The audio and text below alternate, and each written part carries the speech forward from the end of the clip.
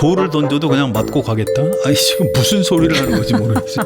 특별감찰관 아무 관심도 없어요. 그러니까 네.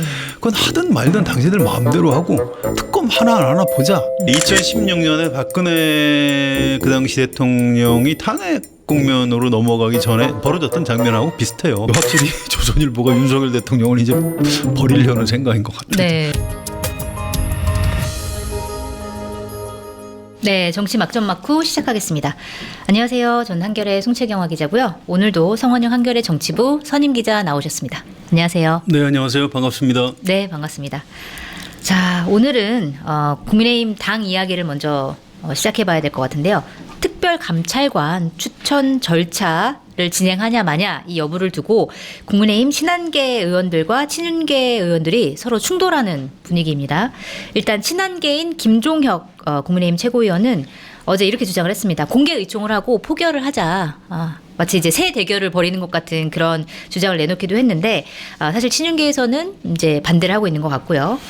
다음 주에 의총을 열 것 같은데 실제 의총에서 표결이 이루어질 거라고 보시는지 궁금하고, 만약에 이럴 경우에 파장이 어느 정도가 될지도 좀 궁금하고, 그런데 이렇게 당론을 정할 때 의총에서 표결로 정하는 경우가 있었나라는 생각이 들기도 하는데, 이런 경우가 좀 흔한 일인지도 좀 설명 부탁드리겠습니다. 뭐 흔한 일은 아니죠. 보통 의원총회라는 게 의원들이 나와서 쭉 발언을 하고, 네. 그러면 대략 이제 어느 쪽으로 의견이 쏠리면 그렇게 되는 겁니다. 네. 근데 쏠리지 않고 이제 반반씩 나뉘면 그러면 지도부에 위임하자. 이렇게 해서 최종 결정을 뭐 대표 또는 원내대표 네.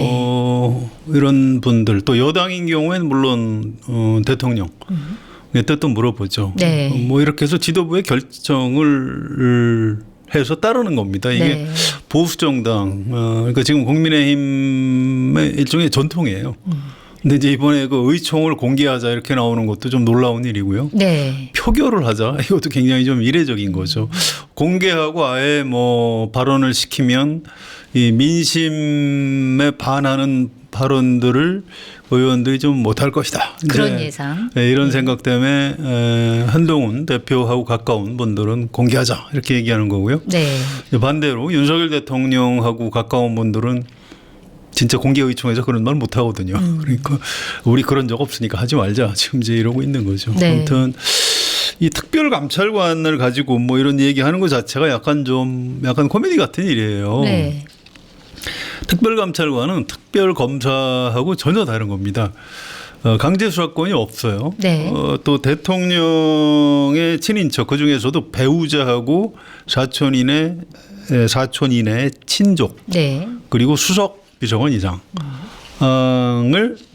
사전에 미리 감찰을 하는 거죠. 네. 감시 체계를 하나 두는 겁니다. 그런데 이제 그걸 김건희 여사가 그렇게 싫어한다고 해요. 아, 그래요. 그래서 지금까지 이제 임명을 못 하고 있었던 거고요. 이걸 좀 늦었지만 이거라도 하자. 네. 뭐 특검을 찬성하기는 좀 곤란한 한동훈 대표가 이거라도 하자 최소한. 네. 이렇게 하고 있는데 윤석열 대통령이 싫은 거죠. 네. 물론 김건희 여사가 싫은 거겠죠. 네. 그래서 지금 이게 발이 좀 꼬이고 있는데 좀 속상합니다. 겨우 네. 이걸 가지고 지금 찬반을 하고 있다는 국민의힘의 지금 현 주소. 네. 참 굉장히 좀 서글픈 거죠. 당연히 해야 될 것 같은데. 당연히 네. 이건 기본 중에 기본인 겁니다. 이것도 안 하면 국민의힘이라는 정당을 계속 지속할 필요가 없는 거죠. 네. 알겠습니다. 이 특별감찰관 관련해서 한동훈 대표 그리고 추경호 원내대표가 서로 충돌을 하고 있어요. 각자 대표의 권한이 어디까지냐, 원내대표의 권한이 어디까지냐 이걸 두고 신경전을 벌이고 있는데 추경호 원내대표가 특별감찰관 추천은 의원총회를 통해서 결정될 원내 사안이다. 그리고 그 의원총회의 의장은 나다. 이렇게 밝혔고, 그렇게 하니까 한동훈 대표가 아니 당대표는 당무를 통할한다. 그러면서 이제 본인은 특별감찰관 추진 절차를 계속 진행하겠다라는 거고, 어쨌든 원내든 원외든 총괄하는 임무는 당대표가 수행하는 거 아니냐 이렇게 이제 주장을 하는 건데, 좀 일반적으로 봤을 때 이런 경우에 당대표와 원내대표의 권한 범위 어디까지 봐야 되는 건가요? 일단 드러난 거는 대표하고 원내대표 갈등으로 보이죠. 네. 근데 사실은 윤석열 대통령하고 한동훈 대표의 갈등입니다. 네. 추경호 원내대표는 용산에다 물어보고 시키는 대로 하고 있을 뿐이에요. 그러니까 이게 그렇겠죠. 이 대치 전선을 좀 잘 보셔야 되고요. 네. 윤석열 대통령이 특별감찰관 이런 거 하기 싫어하니까 추경호 원내대표가 대표가 그대로 지금 따라하고 있는 겁니다.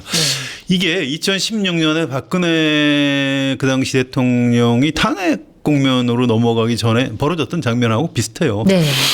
유승민 원내대표가 박근혜 대통령한테 좀 마음에 안 드는 뭐 연설을 했다가 속된 표현으로 잘리죠. 네. 그다음에 친박 원유철 의원이 원내대표가 됩니다. 또 당 대표는 김무성 의원이 되죠. 그런데 김무성 대표도 박근혜 대통령하고 자꾸 각을 세우니까 박근혜 대통령이 대표는 멀리하고 네. 원유철 원내대표하고만 얘기를 해요. 그랬군요. 지금하고 똑같은 겁니다. 네. 그때 어떻게 됐죠? 그래서 총선 참패하고 박근혜 대통령 탄핵된 겁니다. 네. 그래서 전 이게 약간 데자뷰 느낌이 있어요. 그래서 윤석열 대통령이 도대체 물론 그땐 정치인이 아니었으니까 네. 모를 수는 있는데 지금도 자기 말 잘 듣는 TK 출신 추경호 원내대표하고만 지금 얘기를 하고 이렇게 하면 결국 불행해질 텐데 이제 이런 느낌 같은 게 있고요. 역사에서 좀 배워야 되겠군요. 예, 아무튼 어쨌든 두 사람이 이제 논쟁을 하고 있는데 정당에서는 뭐 법률이나 당원 당규보다 네. 정치적인 관행이나 문화, 또 여론, 민심, 당심 네. 이런 것들이 훨씬 중요한 겁니다. 자, 지금 제가 거꾸로 송채경화 기자한테 물어볼게요. 민심이나 당심에 좀 더 가까운 목소리를 내는 사람이 한동훈 대표일까요? 추경호 원내대표일까요? 지금 상황에서는 한동훈 대표죠. 그렇습니다. 한동훈 대표가 옳은 겁니다. 이건 사실은 두 사람의 논쟁 자체가 성립하지 않는 거고요. 네. 한동훈 대표가 낸 의견대로 가는 길이 그나마 올바른 길이라고 봅니다. 네, 그렇게 평가를 하시는군요. 자, 그리고 윤석열 대통령 같은 경우에는 애초에는 특별감찰관 임명 여부는 국회가 추천하면 내가 받아들이겠다, 임명하겠다 이런 태도였는데 지난주에 저희가 이제 윤석열 대통령과 한동훈 국민의힘 대표의 면담 결과를 놓고 분석을 할 때 오히려 윤석열 대통령이 기존 입장에서 후퇴한 것 같다라고 평가를 해주셨어요. 그게 맞는 것 같습니다. 왜냐하면 그 이후에도 대통령실에서 나온 입장을 보니까 북한 인권 문제는 당 정책성과 연결이 돼 있다 이렇게 하면서 반대를 약간 노고라 하는 측면을 보이고 있는 것 같은데 이게 그 윤석열 대통령이 이렇게 후퇴하는 이유 뭐라고 보시나요? 오기죠, 뭐. 오기요. 한동훈이 요구하니까 싫다는 거죠. 네. 그러니까 이 친윤석열 성향 의원들이 한동훈 대표에 대해서 가장 큰 불만이 그겁니다. 네. 아니 좀 대통령이 알아서 하게 조금만 기다려주지. 그걸 왜 그렇게 압박을 하냐. 그럼 결국 그걸 윤석열 대통령이 해도 그건 한동훈 대표가 압박해서 한 게 되는 거 아니냐. 좀 기다려달라. 네. 이제 이게 윤석열 대통령 또는 친윤석열계 의원들의 논리, 뭐 주장, 네. 뭐 이런 겁니다.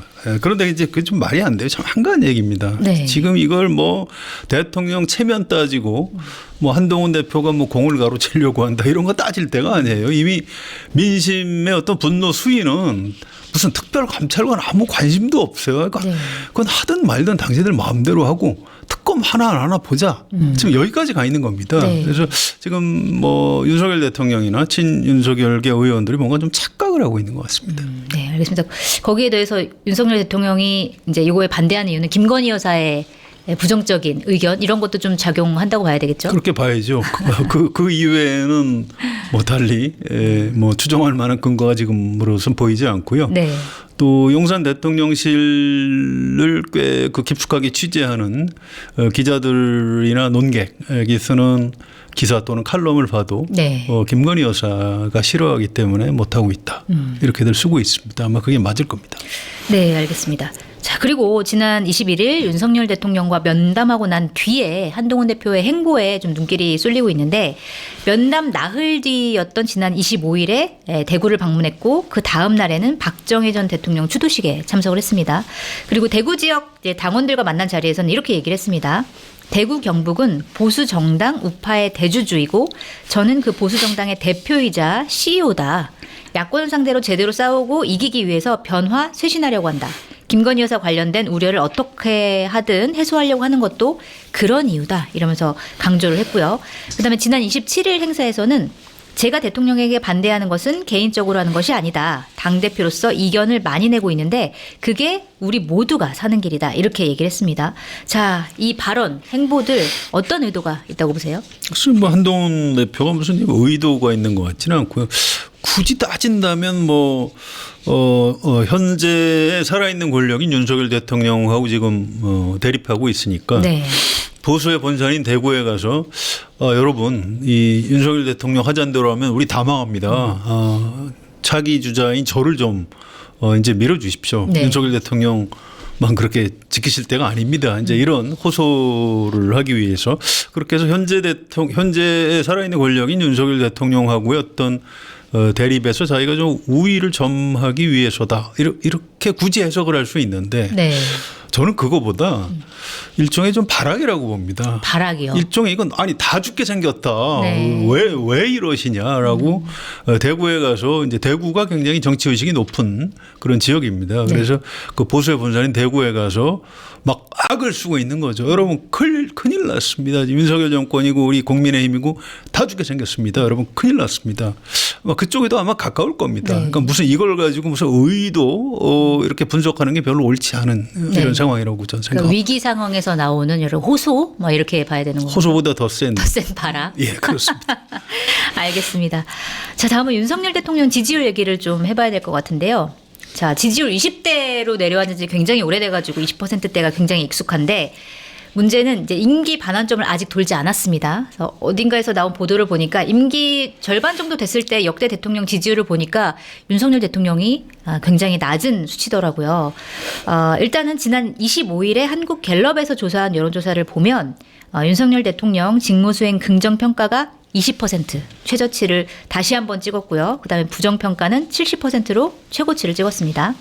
자, 조사 기간이 지난 22일에서 24일인데 윤석열 대통령과 한동훈 대표의 면담 직후에 조사가 이루어진 거고요.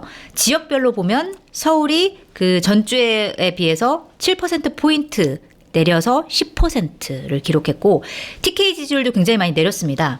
전주보다 5%포인트 내린 26%.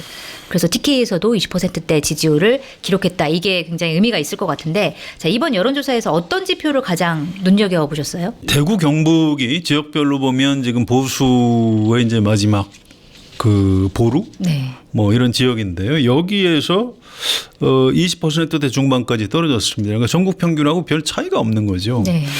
이제 이걸 가지고 토요일치 조선일보에서 굉장히 기사를 크게 썼더라고요. 일면 머릿 기사로 쓰면서 네. 제목을 묘하게 달았어요. 어떤 제목? 윤 대통령 보수 디커플링 시작됐다.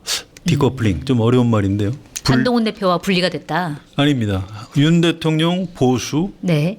보수라는 거는 전체 포괄적인 의미예요. 보수 세력, 보수 지지자들과. 그렇습니다. 윤석열 네. 대통령이 이제 보수 세력하고 이별하기 시작했다 네. 이런 얘기인데 전 이걸 보고 이게 사실은 조선일보가 윤석열 대통령하고 이제 이별하려고 하는가 보다 이런 메시지를 전 받아들였고요. 네. 강천석 고문 이분이 그날 칼럼을 썼는데 이 제목은 뭐 대통령 부부와 특별감찰관의 짧고 기막힌 역사 뭐 이렇게 짧은 그런 제목인데 내용이 뭐 이런 겁니다. 특별감찰관 문제를 가지고 국민의힘이 의원총회를 열어서 당론을 정한다고 한다. 이 산불이 났는데 바가지를 들고 나서는 격이다. 선진 대한민국의 후진 정치다. 네. 하하, 이 확실히 조선일보가 윤석열 대통령을 이제 버리려는 생각인 것 같다. 네. 이런 생각을 할 수밖에 없어요. 이 표현이 굉장히 강도가 높은 겁니다. 그래서 제가 아까 말씀드렸듯이 지금 겨우 특별감찰관 가지고 무슨 도입을 한다 만다. 얘기할 때냐. 지금. 얘기할 때냐. 지금 산불이 네. 났는데 지금 바가지 들고 물 퍼서 지금 끄겠다는 얘기냐라고 보수 쪽의 대표적인 논객도 지금 걱정을 하고 있는 이런 상황이죠. 그래서 지금 여론조사가 이제 갤럽 기준으로 20%까지 긍정 평가가 내려갔는데 이게 사실 두 번째입니다. 그래서 이게 이제 여기서 무너져서 10%대로 떨어지면 말 그대로 정권 자체가 뭐 파탄이 나는 거죠. 용산에서도 굉장히 좀 걱정하고 있다. 뭐 이런 메시지를 내놨어요. 지금 윤석열 대통령 굉장히 좀 위기다. 역시 가장 큰 거는 20%대라는 수치다. 다음 매주 그 정례 조사이기 때문에 일주일마다 나오는데요. 네. 다음 조사나 그다음 조사에서 과연 10%대로 떨어지느냐 아니면 또 다시 좀 반등을 하느냐 이게 굉장히 좀 중요한 포인트가 될 것 같습니다. 네, 이번 주 금요일에 갤럽 조사를 한번 살펴봐야 될 것 같습니다. 방금 말씀드린 한국 갤럽 조사 결과는 여론조사 심의위원회 홈페이지를 참고하시면 될 것 같습니다. 대통령 직무수행 부정평가 1위. 이후의 1위가 바로 김건희 여사 문제였는데, 그러니까 사실 김건희 여사 문제에 덮여 있을 뿐이지 정책적으로도 윤석열 정부가 하는 게 뭐가 있냐 뭐 이런 비판이 많이 나옵니다. 특히 윤석열 정부만이 갖고 있는 뭐 이슈 아젠다가 보이지 않는다거나 지금 국정 지지도가 굉장히 떨어져 있는 상황에서 뭐 연금, 의료, 교육, 노동 이렇게 4대 개혁만 계속 강조를 한다던가 이런 거에 대한 비판이 있는데, 김건희 여사 이슈 외에 지금 임기 반환점을 거의 돌려고 하고 있는데 윤석열 정부의 문제점 뭐라고 보세요? 이 얘기는 제가 조금 자세히 말씀드려야 될 것 같아요. 네. 이게 이제 이런 겁니다. 무슨 어제 수석비서관회의에서도 얘기를 했고 오늘 국무회의에서도 얘기를 했는데 4대 개혁을 뭐 추진해야 된다. 네. 최선을 다해서 연내에 성과를 내야 된다. 이런 얘기를 하고 있는데 4대 개혁 해야죠. 네. 근데 어떻게 해요? 아니 지금 국정 지지율 20% 네. 또 국회에서 절대적인 여소 야대 이 상황에서 지금 무슨 개혁을 어떻게 합니까? 이 개혁도 누가 해야 돼요? 지금 누구한테 지시를 합니까? 자기가 해야 돼요. 그렇죠. 대통령이 이재명 대표 만나서 영수회담 해가지고 내가 4대 개혁 해야 되니까 이런 거 내가 양보할 테니까 민주당에서 이런 거 협조해달라. 이렇게 해서 개혁을 해야 되는 겁니다. 네. 아니 부하들한테 야, 일 좀 똑바로 해 이렇게 야단칠 때가 아니에요. 자기가 반성하고 자기가 일을 해야 될 때죠. 저는 옛날에 무능한 가장이 지금 식구들이 쫄쫄 굶고 있는데 자식들을 불러 모아놓고 어린 자식들한테 야 열심히 일해서 돈 좀 벌어와. 돈 벌어올 사람이 자기예요. 네. 전 좀 어제 오늘 회의하는 걸 보고 좀 어이가 없더라고요. 그래서 아니 이분이 지금 이게 도대체 현실감이 있는 건지 없는 건지 좀 굉장히 좀 걱정스러운 이런 상황이고요. 네. 뭐 경제 성장률이 최근에 뚝뚝 떨어지고 그래서 이 재정이 부족하니까 여기저기서 막 끌어다 쓰고 지금 이러고 있고요. 네. 또 그동안 미국하고 일본 지중 외교 관계 이제 최근에 사달이 나기 시작했습니다. 그래서 우크라이나에 북한이 파병을 하고 이걸 갖고 뭐 살상 무기를 보낼 수 있을 것 같죠. 무기에 살상 무기하고 방어 무기가 그렇게 따로 있나요? 지금 무슨 소리인지 모르겠어요. 네. 아무튼 이 지금 굉장히 위험한 외교안보 쪽에서도 지금 큰 뭔가 좀 사고가 날 것 같은 이런 상황. 이게 도대체 이제 어떻게 하려고 이러는 건지 이 윤석열 대통령이 스스로 굉장히 좀 불행해지는 길로 걸어 들어가고 있는 거는 아닌지 좀 네. 걱정이 굉장히 점점 커지고 있습니다. 네, 사실 국민 입장에서도 전쟁 위기가 좀 커지는 것 같아서 걱정스러운 측면이 없지는 않은데 이런 부분들을 좀 정부가 윤석열 대통령이 좀 잘 파악을 하고 있었으면 좋겠다 이런 생각이 좀 듭니다. 자, 그리고 윤석열 대통령의 하나의 이제 특별한 발언에 대해서 좀 여쭤볼 텐데 지난주 화요일에 부산 금정구에 있는 범어사를 윤석열 대통령이 방문을 했고요. 현직 대통령이 범어사를 찾은 거는 이승만 전 대통령에 이어서 두 번째라고 합니다. 이날 범어사에서 한 발언 가지고 논란이 됐는데 이렇게 얘기를 했습니다. 여러 힘든 상황이 있지만 업보로 생각하고 나라와 국민을 위해 좌고우면하지 않고 일하겠다. 돌을 던져도 맞고 가겠다. 이렇게 얘기를 했는데 자 여기서 돌이 뭔지 돌을 던진 게 누군지에 대한 해석이 좀 분분한데 자, 윤석열 대통령 이날 발언의 뜻 뭐라고 해석하고 계세요? 그래서 일단 돌 던진 사람은 한동훈 대표라고 생각하지 않을까요? 그렇군요. 야당보다 더 미워할 것 같아요. 네. 야, 동훈이 네가 나한테 돌을 던져? 이런 식으로 굉장히 기분이 상한 것 같고요. 아무튼 업보라는 말을 썼더라고요. 네. 좀 사실은 어려운 말입니다. 산스크리트어로 이게 카르마 네. 이렇게 아마 얘기를 할 수 있을 겁니다. 우리가 업을 쌓다, 악업을 쌓다 이런 말을 할 때 업이란 말을 쓰고요. 보는 인과응보할 때 그 마지막 글자 보에 해당합니다. 그래서 업보 그러면 내가 과거에 했던 생각이나 말과 행동이 지금 나한테 어떤 나타나는 결과 이런 정도로 해석을 해야 될 겁니다. 네. 아무튼 여러 힘든 상황이 있지만 내가 업보를 생각하겠다. 이 얘기는 굉장히 좀 불교적인 표현이에요. 내가 잘못해서 지금 상황이 여기까지 왔다. 거기까지는 좋은데 네. 돌을 던져도 그냥 맞고 가겠다? 아니 지금 무슨 소리를 하는 건지 모르겠어요. 돌을 맞으면서 갈 수 있는 힘이 있어요. 리더십도 없고 동력도 없는데. 네. 그래서 참 그 이해가 안 가고요. 특히 돌을 던지는 걸 한동훈이라고 착각하고 계신데 한동훈 뒤에는 민심이 있는 겁니다. 네. 대통령이 어떻게 민심을 등지고 그냥 갈 수 있죠? 지금 굉장히 좀 그 4차원의 세계에 아직 살고 계신 것 같은데 이 사실은 조금 제가 심하게 얘기하면 대통령을 계속 할 건지 말 건지 고민해야 될 그런 때예요. 네. 이게 이제 사퇴하거나 스스로 사퇴하거나 아니면 탄핵되거나 네. 이 둘 중에 하나인데 물론 제3의 선택지도 있어요. 임기를 좀 줄이고 뭐 개헌을 하자. 네. 나는 탈당하고 국정에 전념하겠다. 이렇게 하면 뭐 국민이 좀 용서해 줄 가능성도 있습니다. 네, 네. 그런데 지금 그런 길을 선택할 것 같지는 않고요. 이렇게 되면 결국 국회에서 탄핵 소추를 당할 가능성. 뭐 지난주에도 좀 말씀드렸습니다만 그럴 가능성. 아니면 견디다가 못하면 뭐 스스로 좀 무책임하게 사퇴할 가능성. 이게 좀 더 가까운 것 아닐까 네. 싶고요. 그래서 지금 뭐 돌 맞고 그냥 가겠다 이런 얘기할 때는 아니고 어떤 대통령으로서 어떤 그 업무를 계속할 수 있는 건지 네. 좀 근본적이고 존재론적인 고민 이런 것들을 해야 할 시점인 네. 것 같습니다. 알겠습니다. 자, 이런 와중에 김건희 여사 문제에 대한 해결책으로 친윤계 의원들이 김건희 여사의 서면 사과를 윤석열 대통령에게 제안했다. 이런 보도가 나왔습니다. 물론 이제 보도가 나온 뒤에 대통령실 해명은 그런 적 없다. 뭐 이렇게 해명을 하긴 했습니다만 일단 실제로 김건희 여사가 서면 사과를 하게 되면 어떤 후폭풍이 예상되는지 궁금하고요. 사실은 서면 사과라는 게 그냥 나와서 이제 머리를 숙여도 이제 용서해 줄까 말까인데 서면 사과라는 게 사실은 민심이랑 굉장히 동떨어진 이런 대안인데 이런 얘기가 여권 내에서 왜 계속 나오는지 그 이유가 좀 궁금합니다. 예. 그 이른바 친윤석열 의원들이 옛날식 표현으로 하면 그냥 간신이에요. 네.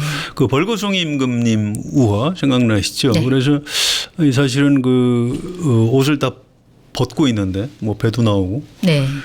그런데 그거를 간신들이 참 옷이 참 아름다우십니다. 이렇게 해서 이제 그 말을 믿고 임금님이 거리 행진에 나섰다가 망신을 당하는 거 아닙니까? 네. 그거하고 뭐가 달라요?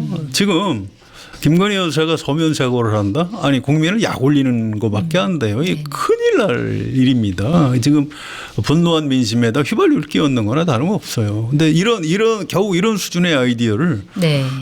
이른바 그 친윤석열계 국민의힘 의원들이 지금 내고 있는 겁니다. 윤석열 대통령 기분 좋으라고 하는 건가요? 그런 겁니다. 네. 결국 이런 사람들 때문에 윤석열 대통령도 망하고 그분들도 망하고 네. 국민의힘도 망하는 길로 가지 않을까. 저는 그렇게 예상합니다. 네, 알겠습니다. 자, 오늘 말씀 여기까지 들으려고 하는데요. 덧붙일 말씀 있으실까요? 예, 군주 민수 이런 말이 있습니다. 옛날 표현을 해서 좀 죄송하긴 한데요. 임금은 배, 물 위에 떠 있는 배. 네. 또 백성은 물이다 이런 네. 말이 있습니다. 물은 배를 띄우기도 하지만 엎어버리기도 합니다. 네. 그래서 옛날에 부정선거를 저지른 이승만 대통령 독재를 하다가 4.19 혁명으로 쫓겨갔죠. 또 박정희 대통령도 독재를 하다가 부하총에 맞아 죽었습니다. 전두환 대통령은 뭐 역시 독재자였는데 87년 6월 항쟁 시민혁명 앞에 항복했어요. 네. 그래서 대통령 직선제 개헌을 받아들이고 그래서 그나마 좀 목숨을 부지한 네. 그런 측면이 있습니다. 윤석열 대통령도 우리나라의 뭐 이런 역사에서 좀 배웠으면 좋겠어요. 그래서 그나마 민심에 좀 이제 항복을 해야 되는 것 아닌가 이런 생각이 많이 듭니다. 네. 지금 분노한 민심의 파도, 그러니까 윤석열 호라는 배전을 지금 두들기기 시작했다 이렇게 봐야 되고요. 네. 이대로 가면 배가 금방 뒤집힙니다. 그래서 배를 멈추고 무릎을 꿇고 자신의 잘못을 빌면서 국민 앞에 항복을 하시기 바랍니다. 지금 윤석열 대통령한테는 시간이 그렇게 많지 않습니다. 네. 알겠습니다. 자, 오늘도 깊이 있는 분석 감사드리고요. 저희는 다음 주에 다시 찾아오도록 하겠습니다. 고맙습니다.